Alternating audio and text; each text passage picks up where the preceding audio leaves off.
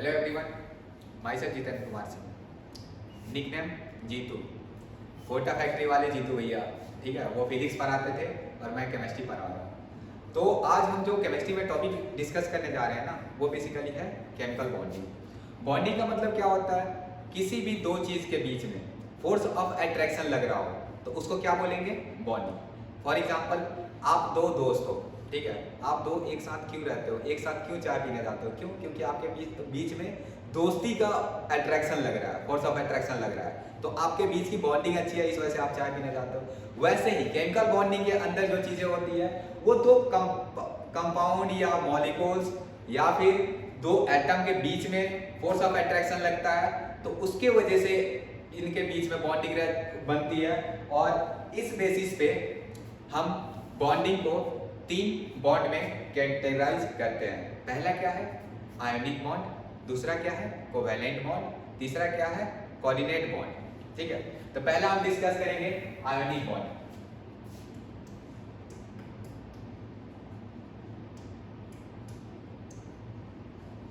ठीक है, ionic bond. Ionic bond क्या होता है कि कंप्लीट ट्रांसफर ऑफ इलेक्ट्रॉन से जो बनता है उसको बोलते हैं आयोनिक बॉन्ड। फॉर एग्जाम्पल, जैसे मान लो कि ए है, ए के पास बहुत ज्यादा इलेक्ट्रॉन है, इसके एक इलेक्ट्रॉन जाने से कोई फर्क पड़ता नहीं है इसको।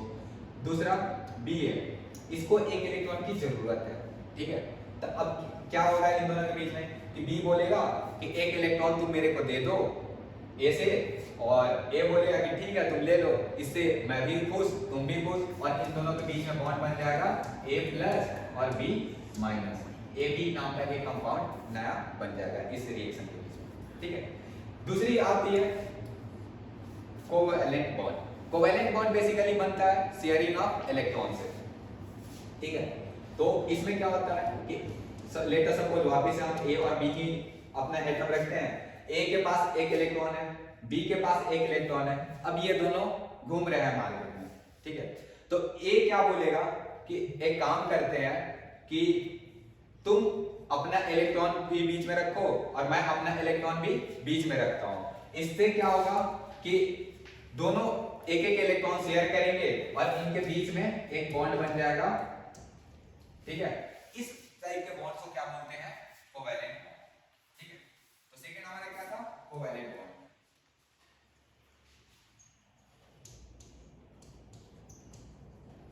ठीक है, तीसरा क्या है? कोऑर्डिनेट।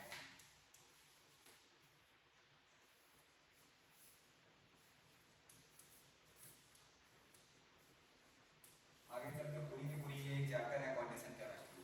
ठीक है, तो थोड़ा अच्छे से कोऑर्डिनेट बॉन्ड समझना, और इससे हर बार एडवांस में क्वेश्चंस तो डेफिनेटली पूछते ही पूछते हैं, डीप में भी बहुत बार इससे क्वेश्चन पूछ चुके हैं। तो कोऑर्डिनेट बॉन्ड, कोऑर्डिनेट बॉन्ड होता क्या है? बेसिकली इसमें जो ये भी शेयरिंग ऑफ इलेक्ट्रॉन से ही होता है, लेकिन पिछले कोवैलेंट और कोऑर्डिनेट में अंतर ये होता है कि कोवैलेंट में दोनों एटम जो होते हैं वो अपना एक एक इलेक्ट्रॉन शेयर करते हैं, लेकिन कोऑर्डिनेट बॉन्ड में क्या होता है कि एक ही कोई एटम होता है, शेयरिंग एटम एक ही होता है जो कि अपना दोनों के दोनों इलेक्ट्रॉन शेयर करता है। और मतलब उसको एक तरह से तुम ऐसे बोल सकते कि वो अपना लोन पेयर शेयर करता है दूसरे के साथ। तो ये कैसे किसके बीच में होगा? तो एक इलेक्ट्रॉन रिच कंपाउंड होगा जिसके पास लोन पेयर होगा, और दूसरा बी होगा जिसके पास ब्रैकेट ऑर्बिटल्स होगा, ब्रैकेट ऑर्बिटल, और ये ए क्या करेगा? उसके ब्रैकेट ऑर्बिटल में डाल देगा और ए और बी के बीच में, ठीक है, कोऑर्डिनेट बॉन्ड का फॉर्मेशन हो जाएगा। अब ये एरो क्या लोकेट करता है? एरो ये लोकेट करता है कि ए ने बी को दिया है, ठीक है, ये डायरेक्शन दिखा रहा है कि किससे किसकी तरफ गया है पूरा का पूरा लोन दिया। ठीक है, तो ये तीन टाइप्स के बॉन्डिंग होते हैं। अब ये बॉन्डिंग जो होते हैं, ठीक है, मैं नेक्स्ट पेज पे जा रहा हूं। सबसे पहला था, सबसे पुराना जो हमारा था वो लुईस डॉट स्ट्रक्चर था। उसके बाद दूसरा आया, कुछ उसमें गड़बड़ियां सबको दिखी, तो उसके बाद आया वीवीटी, वैलेंस बॉन्ड थ्योरी। तीसरा, उसके बाद वीवीटी में भी कुछ खामियां एक्सेप्शंस आ गए, तो उसके बाद आया तीसरा BSEPR, balance cell electron pair repulsion. And finally जो अब तक चलते आ रहा है, जो सबसे मॉडर्न मतलब थ्योरी था, वो था MOT, मॉलिक्यूलर ऑर्बिटल थ्योरी। ठीक है, तो आज जो हम इस लेक्चर में पढ़ने वाले हैं वो हम पढ़ने वाले हैं लुईस डॉट स्ट्रक्चर।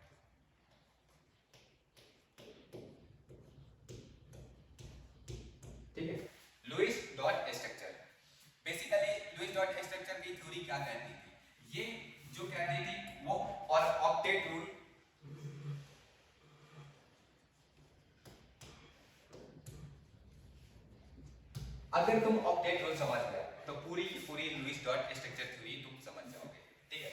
अब ऑक्टेट रूल होता क्या है, तो बेसिकली हर एक इलेक्ट्रॉन के आउटर मोस्ट सेल में या फिर आउटर मोस्ट सेल या उसकी बात करते हैं तो उसमें कुछ ना कुछ इलेक्ट्रॉन्स होते हैं, ठीक है। Let us n number of electrons है, ठीक है। आउटर मोस्ट सेल में उसके n नंबर ऑफ इलेक्ट्रॉन्स हैं, ठीक है।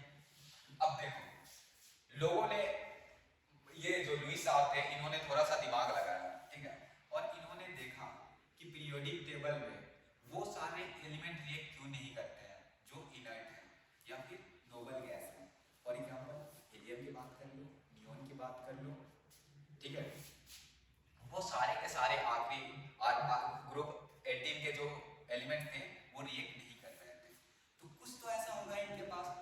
तो लोगों ने देखा कि इन सब की आउटर मोस्ट सेल में 8 इलेक्ट्रॉन प्रेजेंट है भैया, ठीक है, 8 इलेक्ट्रॉन प्रेजेंट है। इसका मतलब क्या है कि ये किसी के साथ रिएक्ट नहीं कर रहे हैं, मतलब क्या कि ये स्टेबल है, ठीक। अब स्टेबिलिटी, तो इसके बेसिस पे लुईस साहब ने बोला कि देखो दुनिया में जो बॉन्डिंग होती है, जो शेयरिंग ऑफ इलेक्ट्रॉन होता है, वो क्यों होता है, ताकि वो 8 इलेक्ट्रॉन उसके आउटर मोस्ट सेल में आ सके।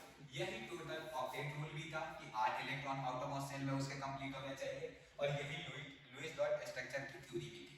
अब लुईस डॉट स्ट्रक्चर से हम क्या करते हैं, तो बेसिकली हम कंपाउंड का स्ट्रक्चर बनाते हैं, ठीक है। तो फर्स्ट ऑफ ऑल हम डिस्कस करते हैं, सबसे पहला जो एग्जांपल लेंगे वो हम जल का लेंगे, जल वाटर, ठीक है। ये तो तुम लोग सब जानते हो कि वाटर का ये स्ट्रक्चर, ये फॉर्मूला H2O, ठीक है। उसके बाद एक और ले लो CO, ठीक है। अब इसका स्ट्रक्चर वाटर कैसा दिखता है, ये पानी होता है, यहाँ एक हाइड्रोजन जुड़ा रहता है, यहाँ एक हाइड्रोजन जुड़ा रहता है, और इसके ऊपर एक लोन पेयर होता है, ठीक है। लेकिन ये स्ट्रक्चर बनता कैसे है, ये हम आज सीखेंगे, ठीक है। तो 8 इलेक्ट्रॉन वाली थ्योरी समझ में आई, ऑक्टेट रूल, ठीक है। इसमें थोड़ी सी एक बात और याद कर लेना कि जो हाइड्रोजन होता है ना, उसको 8 नहीं बल्कि उसको 2 इलेक्ट्रॉन चाहिए होती है। मुद्दे की बात कि आखिर 2 ही इलेक्ट्रॉन क्यों चाहिए होती है, क्योंकि देखना उसके बगल का इनर्ट गैस जो होगा ना हीलियम, उसके पास भी 2 ही इलेक्ट्रॉन होते हैं आउटर मोस्ट सेल में, इसलिए हाइड्रोजन को भी 2 ही इलेक्ट्रॉन चाहिए होता है। यही इसका ऑक्टेट रूल का एक्सेप्शन भी तुम मान सकते हो, ठीक है। तो देखो यहाँ पे वैलेंस इलेक्ट्रॉन और valency both are different thing, ठीक है। अगर तुम लोग पहली बार जान रहे हो तो मैं थोड़ा सा एक्सप्लेन करना चाहता हूँ कि वैलेंस इलेक्ट्रॉन क्या होता है।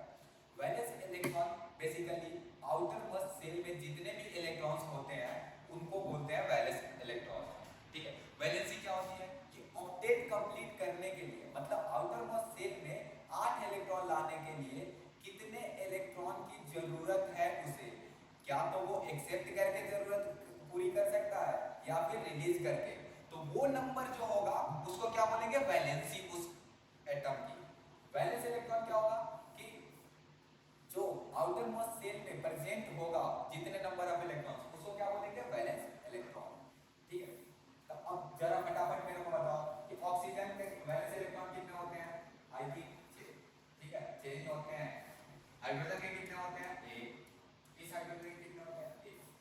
अब देखो एक इस हाइड्रोजन के पास है, एक इस हाइड्रोजन के पास है, और 6 जो इलेक्ट्रॉन है वो ऑक्सीजन के पास है, ठीक है। तो अब हम देखेंगे इन सबको ऐड करो, जितने भी इलेक्ट्रॉन्स हैं इन सबको ऐड करो, 6 1 1 कितने हो गए, 6 तो 8 इलेक्ट्रॉन इनके पास प्रेजेंट है, ठीक है। हम यहाँ पे थोड़ा सा कैसे लुईस डॉट स्ट्रक्चर बनाएंगे, तो उसमें एक दो मतलब 2-3 स्टेप्स बनाते हैं। तो पहला स्टेप में मैंने क्या किया कि उनके पास है कितने इलेक्ट्रॉन वो हमने कैलकुलेट कर लिया। तो वो कैसे कैलकुलेट किया, वैलेंस इलेक्ट्रॉन्स सबके काउंट कर लिए और उन सबको ऐड कर दिया। तो basically addition of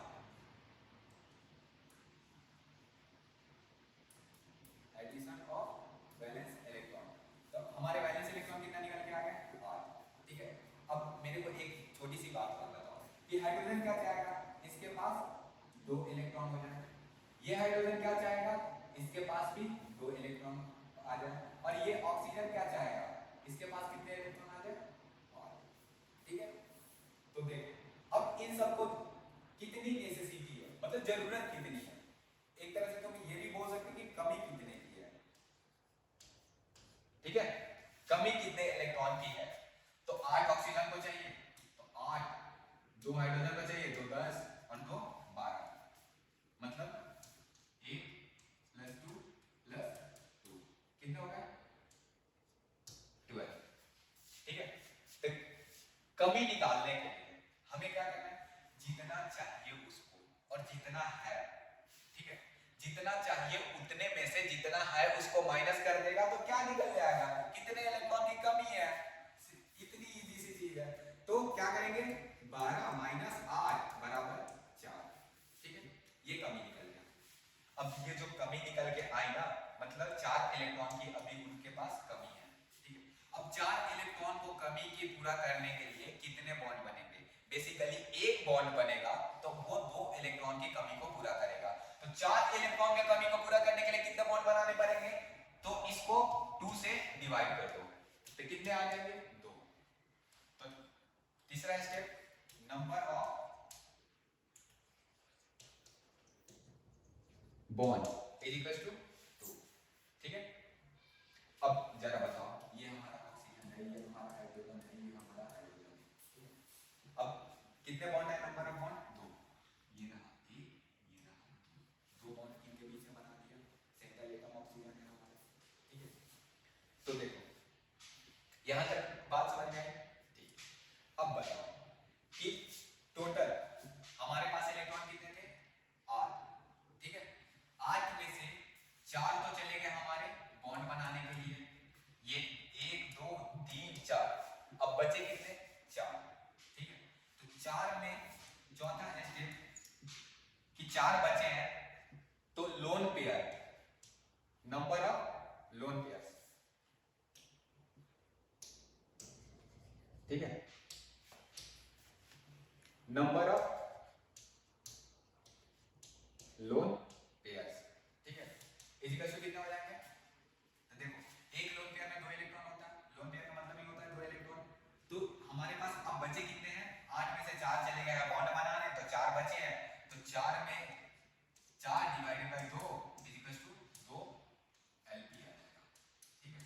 BP LP तुम यहां से कैलकुलेट कर लीजिए, बहुत आसान है, कोई दिक्कत नहीं। अब देखो, अब लोन पेयर होंगे किसके पास, तो देखो यहां जो स्ट्रक्चर में जिसके पास भी इलेक्ट्रॉन कम होंगे उसको हम लोन पेयर दे करके पूरा कर देंगे। फॉर एग्जांपल कि हाइड्रोजन का गिनो, 1 इलेक्ट्रॉन 2 इलेक्ट्रॉन, हाइड्रोजन खुश है। इस हाइड्रोजन के पास है 1 इलेक्ट्रॉन 2 इलेक्ट्रॉन, ये भी हाइड्रोजन से दोस्त है।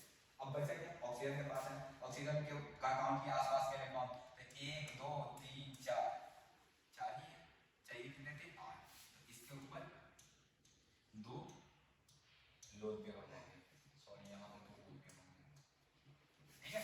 तो ये हमारा पूरा का पूरा स्ट्रक्चर H2O का बन गया, ठीक है। अब मैं नेक्स्ट पेज पर मूव करता हूं, ठीक है। तो ऐसे ही तुम CO2 का भी बना लोगे, ठीक है।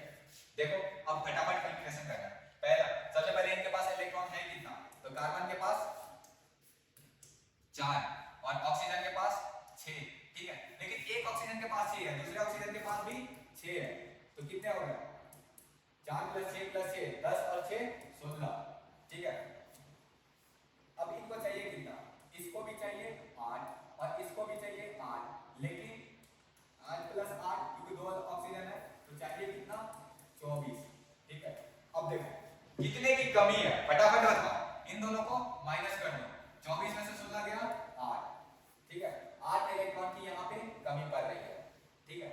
अब देखो तीसरा स्टेप, तो बॉन्ड पेयर कितना आ जाएगा तुम्हारा, 8 इलेक्ट्रॉन की कमी को पूरा करने के लिए कितने बॉन्ड चाहिए होंगे, तो 8 / 2 = 4 बॉन्ड पेयर, ठीक है। अब लोन पेयर कितने बचेंगे, तो देखो है कितने 16, 16 में से 8 तो चले गए बॉन्ड बनाने, बचे कितने 8, मतलब लोन पेयर कितने बचेंगे, अरे 8 इलेक्ट्रॉन बचा है तो 8 / 2 4 एलपी, ठीक है, कोई दिक्कत। अब देखो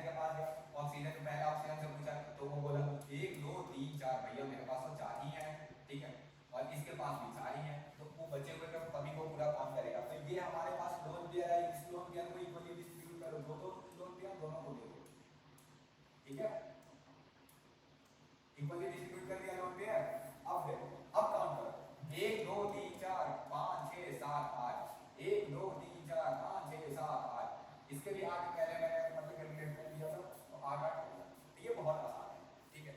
अब देखो तरीका कि जब तुमसे पूछेगा कोई एक कंपाउंड लिख करके पेपर में कि जैसे CO2 ही पूछ लिया कि कितने इसमें लोन पेयर है, कितने बॉन्ड पेयर है, तुम स्ट्रक्चर लिख के याद रखोगे? जरूरत नहीं है स्ट्रक्चर याद करने की, ये 2 स्टेप में तुम्हारे बॉन्ड पेयर लोन पेयर निकल के आएंगे। यहां से तुम डायरेक्ट लिख करके आओ, सिंपली इजी सा तरीका है, ठीक है। एक और एग्जांपल देखो, हमारा है PCl3, ठीक है। अब बताओ फास्फोरस के में वैलेंस इलेक्ट्रॉन कितने होते हैं? 5। क्लोरीन में 7, लेकिन 3 क्लोरीन है तो 3 से मल्टीप्लाई कर दो, ऐड करो, 17 की 21 और 5 26, ठीक। कोई दिक्कत नहीं? दिक्कत। अब फास्फोरस भी चाहेगा 8 और ये 3 क्लोरीन भी चाहेंगे 8, ये कितने हो जाएंगे? ऐड करोगे तो 24 और 8 32, ठीक है। कमी निकाल लो, दोनों के बीच में कमी कितने हैं, इसमें से इसको माइनस कर दो 6, ठीक है।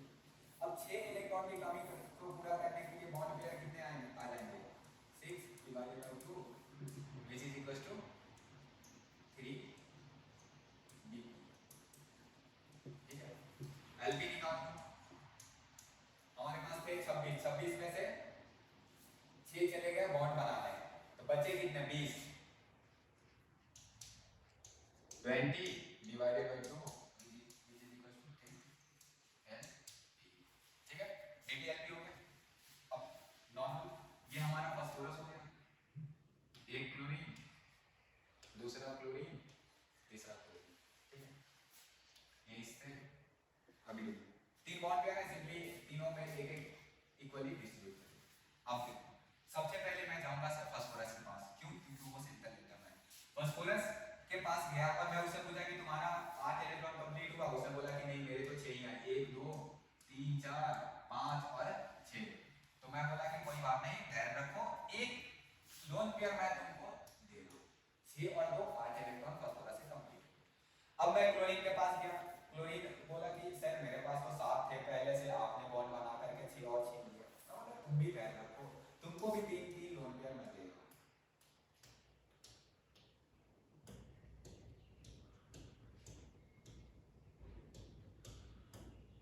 ठीक है। और ये 6 के 6 कंप्लीट हो गए। ये हमारा PCl3 का स्ट्रक्चर बन गया, लुईस डॉट का स्ट्रक्चर। और अगर तुमसे पेपर में पूछे कि PCl3 में कितने total number of bond pair कितने हैं, तो डायरेक्ट बोला यहां से कैलकुलेट करके 3, और लोन पेयर कितने हैं तो 10, ठीक है। नेक्स्ट देखो, अब कुछ स्ट्रक्चर्स हैं जो मैं आप लोग को अभी जो सिखाया कंसेप्ट, उसके बेसिस पे होमवर्क दूंगा, तो आप इनका बना करके लेकर के आना, ठीक है।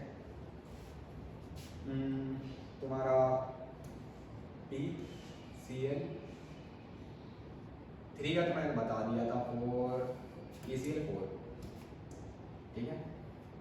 उसके बाद तुम्हारा हो गया SO4 -4, ठीक है। तीसरा एक और TF3 और CS2, 1 2 3 4, ये 4 होमवर्क है। ये एक बार कोशिश करना, अगर नहीं होता है फिर मैं वापस आकर के ये सारा कुछ डिस्कस कर दूंगा, कोई दिक्कत नहीं है, कोई टेंशन लेने की बात नहीं है, ठीक है। एक बार खुद से ट्राई करना, नहीं होगा फिर मैं तो हूँ ही, मैं तो कर ही दूंगा। थैंक यू वेरी मच आज के लेक्चर अटेंड करने के लिए।